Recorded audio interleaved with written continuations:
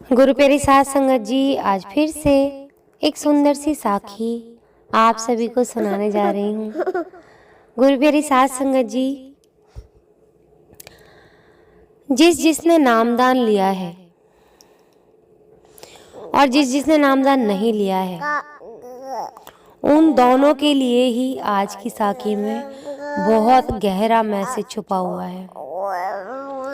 हमारे सद्गुरु हम लोगों के लिए कितना कष्ट सहन करते हैं, आज की साखी हमें बताएगी कि नामदान देने के बाद भी सतगुरु हमारे लिए कितने कष्ट झेलते हैं। तो आइए गुरु प्यारी साध संगत जी, सुनते हैं आज की सुंदर सी साखी। एक बार की बात है, एक भक्त के दिल में आया कि गुरु महाराज जी को रात में देखना चाहिए कि क्या वो भी भजन सिमरन करते हैं। वो रात को गुरु महाराज जी के कमरे की खिड़की के पास खड़ा हो गया। गुरु महाराज जी रात 9:30 बजे तक खाना खा के और बाकी काम करके अपने कमरे में आए। वो भक्त देखता है कि गुरु महाराज जी एक पैर पे खड़े होकर भजन सिमरन करने लग गए।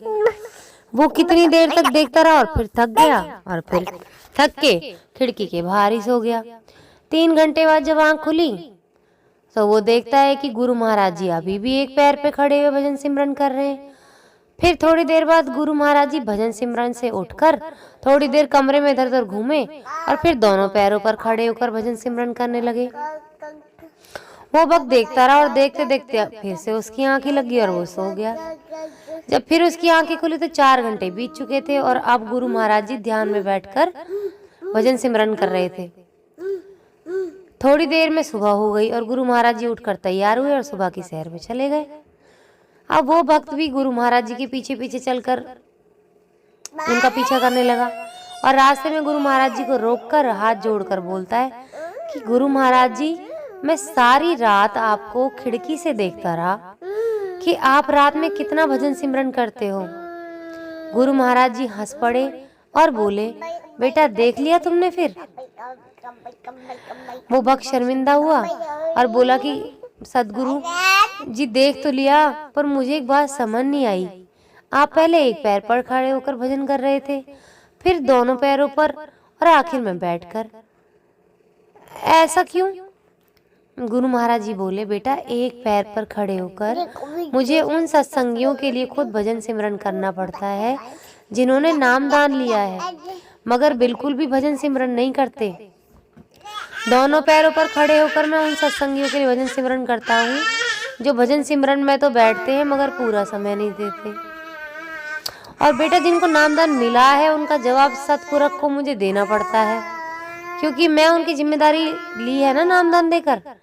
और आखिर में बैठकर भजन सिमरन करता हूँ वो मैं अपने लिए करता हूँ, क्योंकि मेरे गुरु ने मुझे नामदान दिया था और मैं नहीं चाहता कि उनको मेरी जवाबदारी देनी पड़े। वो भक्त ये सब सुनकर एकदम सन्न खड़ा रह गया।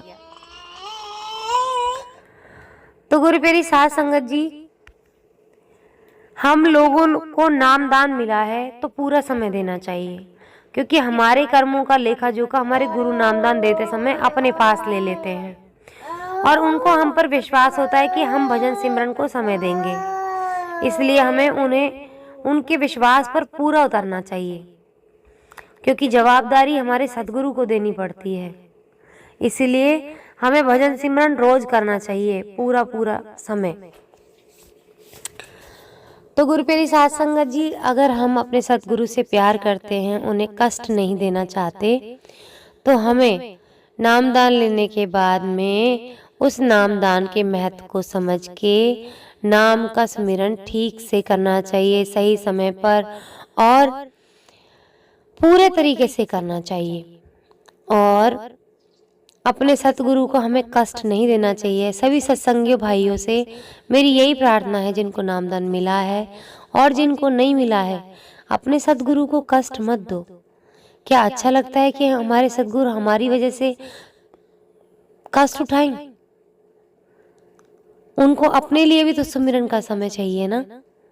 तो हम उनको कितना तंग कर रहे हैं, खुद सुमिरन ना करके कितना परेशान कर रहे हैं अपने सतगुरु को। क्या यही हमारा फर्ज बनता है कि हम नामदान भी उनसे लें और तंग भी उन्हीं को ही करें। क्या दुख नहीं होता अपने सदगुरु को ये कष्ट देते हुए?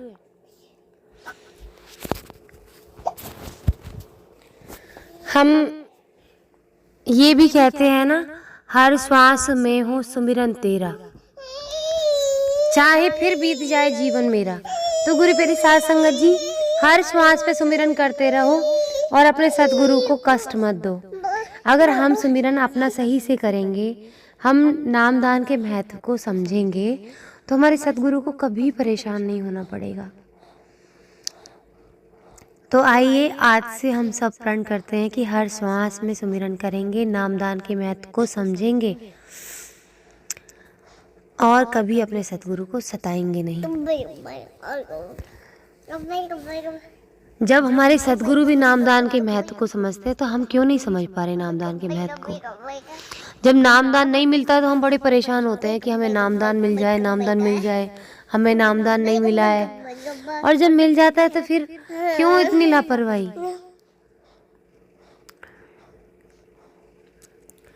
तो गुरु प्यारी साध संगत जी, सुमिरन करते रहें, सच्ची सेवा करते रहें।